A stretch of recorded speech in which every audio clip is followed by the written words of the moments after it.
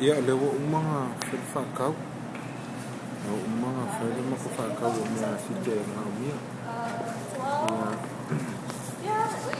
Ai lea ua o mai i se i whaile pizza. Ia ngā o lole le whale. Ia o ngei kongoa le Walmart. Ui o le Sam's Club. Ia le whaile la ko pizza le i o e whale. Ia mo whakau o ngā mea site.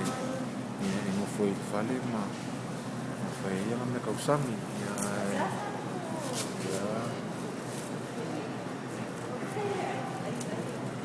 San also le ai. Ya kone. Ana walu vanga ya o site. Ia o kaule alu site o kwa ma o ngale umu mal fai ai fe ia male oka ia.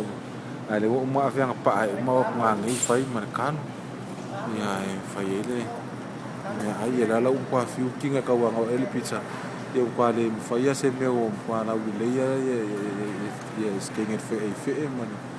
Ia male oka o le mokalo Miseo Svaenga fai me ai fale.